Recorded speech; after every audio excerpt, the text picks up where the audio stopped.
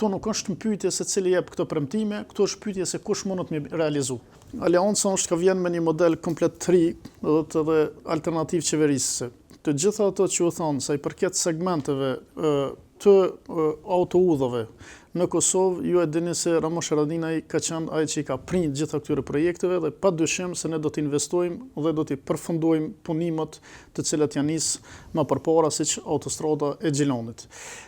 Gjithashtu hyrja dhe dalja në Ngërlicë, edhe ajo ka qenë e buxhetuar prej Ramush Haradinajt, qeverisë Haradinaj, edhe ajo do të përfundoj sepse atë pak hyrje që e kanë bën jashtë standardeve evropiane sepse ajo është korridor evropian dhe ato kanë standarde të veçanta. Kështu që të gjitha segmentet rrugore që kanë mbet pa përfunduar, përfshirë Gjakovës e Mitrovicës e tjerë do të përfundohen. Këtu nuk është në pyetje se cili jep këto premtime, këtu është pyetje se kush mundet me realizu.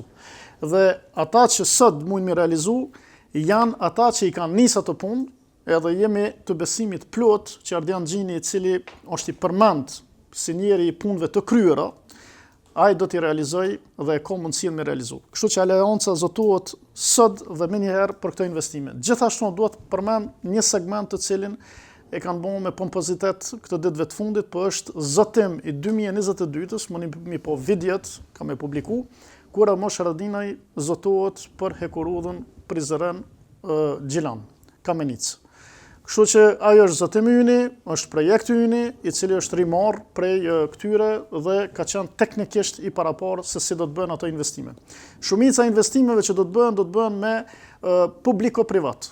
Nuk janë investime vetëm publike, do të shkojmë në shumicën e rasteve me 49% të investimeve private dhe me 51% për fillim me investime publike. Shumica e investimeve se hekurudha për shembull. Dhe jo me investime plota publike, kuptohet edhe me fondet e tjera.